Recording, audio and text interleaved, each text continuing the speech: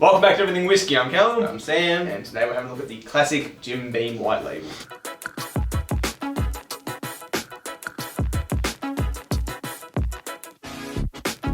Alrighty, so we finally got around to the Jim Beam. Jim Beam. I don't know what else to say. We wanted to get around to it for ages because we tried it initially like 4 years ago. Probably earlier than that actually, just not in a kind of like focusing on whiskey manner.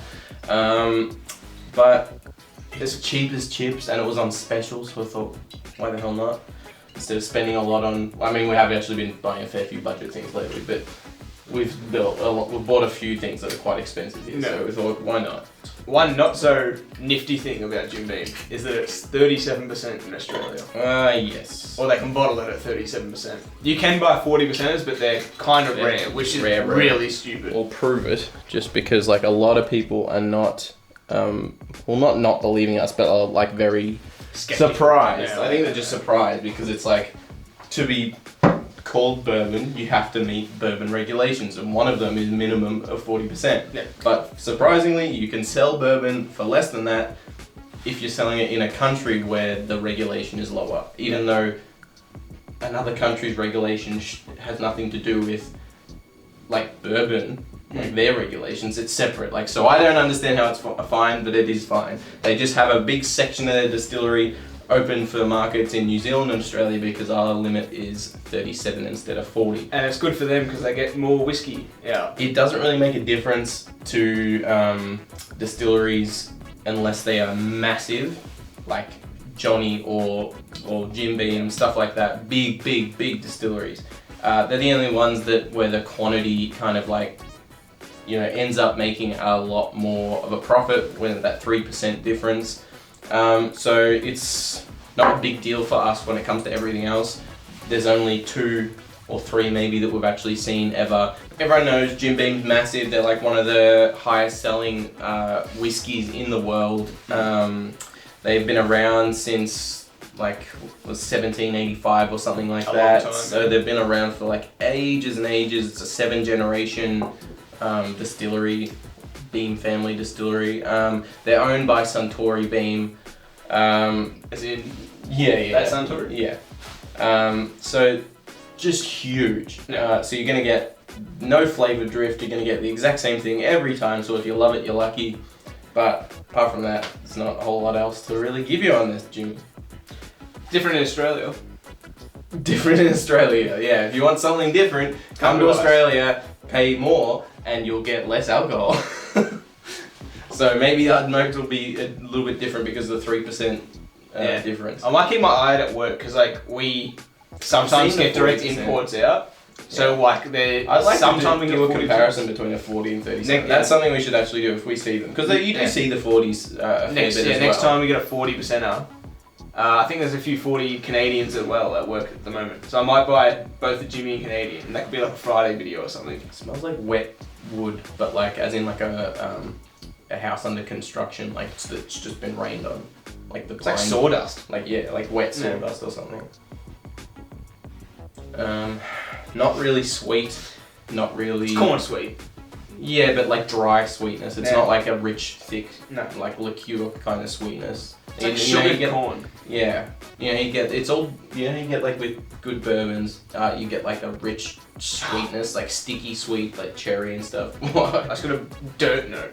Like I'm getting definite, like when you like scrunch up like a bit of grass out of the earth and you get dirt all over it. It smells like that. Or when you're playing footy or NRL or something and you get tackle and you get up and it's all dirty and it dries. It smells like that.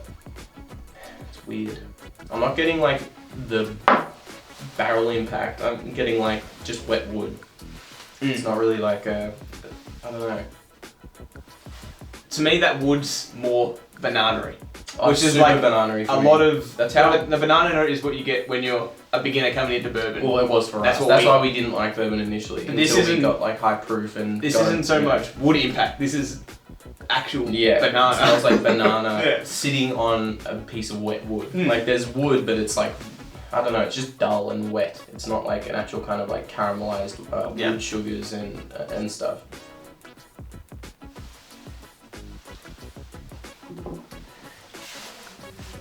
I'm getting very little of anything. It's For a like 37, sounds stupid. For a 37%er, I'm gonna a little bit of bite. Just that Yeah. tiniest little amount of bite. but it's for me. It's just very watery. Like yes, there's a little bit of ethanol bite, but the flavors are just like the way They're water dull. flows over Yeah. your tongue. It just flows off and down, and then it's gone. The only thing I'm left with is a little bit of like acidity. It's like a unripe banana skin or something weird and bitter. Yeah. But there's nothing like a little bit of tingliness, like some unripe fruit. There's a little bit of tang, but there's no actual flavors really going on. There's the wet kind of corn dust. I can see why it's a perfect mixer. That sweetness It's got a little bit of would mix sweetness. perfectly with cola, which it obviously does. 'Cause Yeah. It's huge. It's like a musky, like a fruit musk. It's pink. What are they called? Fruit musks, right? That's what they're called. I don't know. There's no pink, idea. like Lifesavers with the pink. Oh, ones, those the, things. Yeah, the musk. Yeah. The hard lolly. I don't know. They got a little bit of that, like that weird musky sweetness. It's like a chalky sweetness to it. Yeah, the flavour is It's very completely different to the nose in terms of like the flavours don't exist in this. Like you taste it and they just die off Yeah. instantly. There's just kind of like a weird wet wood kind of finish for me as well. Like I'm getting wet wood, wet corn dustiness. Like it's kind of like a dry, but also a tiny bit sweet, and just some weird, non-pleasurable tang You on find the that aftertaste. like the tackiness in the texture as well. I'm getting nothing. It tastes like it's got the texture of water for me. It just disappears. I mean, a little bit of tackiness. I don't know where it's coming from. I was not If the I alcohol like content. adjust my opinion, I can try and like. So there's weird acidity when I drink it. Maybe I could like see lemon peel or something. Definitely not on the nose, but like It's zesty. it's a bit zesty. But it's still, that's a stretch. It's not like a very clear note. I think for this it's like fake vanilla, kind of dusty sugar, wet wood. But all the notes are cohesive but not strong at all. So like they're there together and they're working, but like there's not much to work with and it's very dull. Go back to the nose. Can you smell quinoa? Oh my god, why is it? I was gonna say rice, but yeah, quinoa is probably actually better. It's more earthy. Yeah. Brown. You do get that. Yeah, there's some graininess. There's Maybe a few quinoa whiskies being produced in Australia. Actually? I read, yeah. I think it's a Tassie distilleries making a few quinoa, as it like the grain quinoa whiskies, and I want to buy some. That'd be This is interesting. obviously is nothing like that. No, it's just. But I like want a- to see how that would actually evolve into something. Yeah. We done? I think that's it. I can't really. I mean, it's just Jim Beam. It's It's just classic. Jim Beam. Recommend mixer Yeah. if you're willing. Maybe. Or if you don't want to use your expensive stuff, but still want to use something that'll go well with Coke, this is that. Yeah. All right, so we're just going to quickly compare to another budget bourbon. This one's Kentucky Gold, also 37%, and it's Yeah. also Kentucky. So you can't get much closer. as a Yeah, comparison. this is like another Australian only kind of release. Just a little bit. I genuinely remember it having more flavour though. Sweeter on the nose. Actually, no. Although this has been out. I'm getting kind of apples on this now. What compared to Red that? apples just on the nose. I'm still just getting I'm like not getting dusty, any really fruits on dusty, earthy corn notes. This has got more of that normal corn barrel sugariness on the taste initially, but then it drops off to nothing. This smells deeper and richer. This smells more like apple juice now though.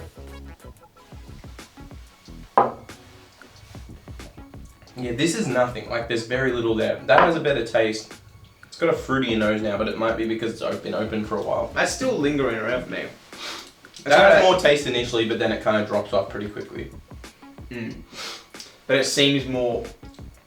There's more flavour overall, I'd say, Yeah. in that.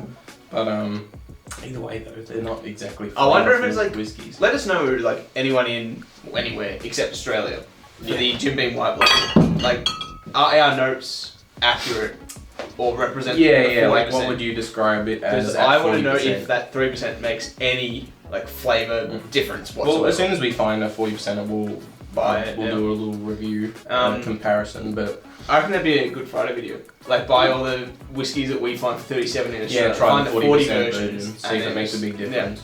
But yeah, let us know your experience with Jim Beam. Is it something that you kind of like fondly look back on and taste occasionally from when you first got into whiskey or even before, or is it something that you really just try and steer clear of? Let us know what you think of it. I'm not I think it has to be on anything. everyone's bar cart. Jim Beam's Just like because that of the classic price, bourbon. probably though. And it's classic. Yeah, but it's, I don't know. Like, I don't fall on either side of the fence. It's just meh to me. It's not like, it's not gross, but it's not good either. It's like just there. Yeah, so let us know what you think. Yeah. Thank you very much for watching this episode of Everything Whiskey. If you enjoyed it, leave us a like and see future episodes from us. Maybe consider hitting that subscribe button. If you do, we will see you in the next one. Cheers. Cheers.